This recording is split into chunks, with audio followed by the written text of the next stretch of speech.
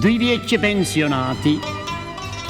Una mattina, ho ciuaiato disse, «Oi Pasqua, pigliammici o libretto da pensione e imparabisiamo la portò».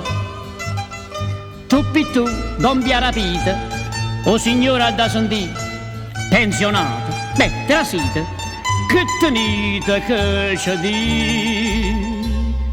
Noi siamo in un paese disgraziato, chi mangia e beve e chi sa d'arrangiare.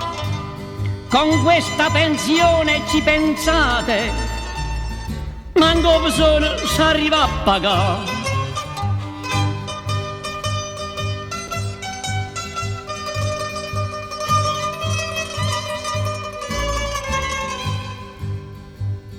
A sera Santo Pietro non parlava, di certo San Giuseppe ma parli. Per 40 anni ho fatto falegname e per campare Sacci e Marì. Voi ministri del Signore che mangiate a Caialla pretendete sta pensione per fornirci rissussare. Noi sotto sola neve che fatica, fate pigliata meglio gioventù, troppi ci inganna pensione a vita, 1 milione un mese e forse più.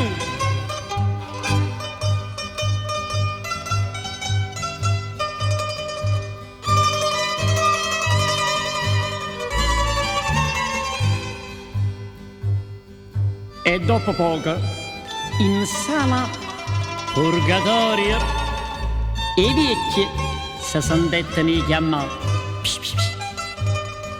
Io sono Satanas, corne e chiesa stufata, goppa a terra ad agondò.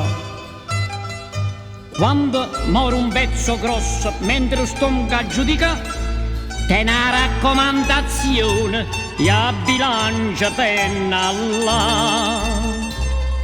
L'inverno chiude tutto se chiarito e studia e fiamma che ci facci più.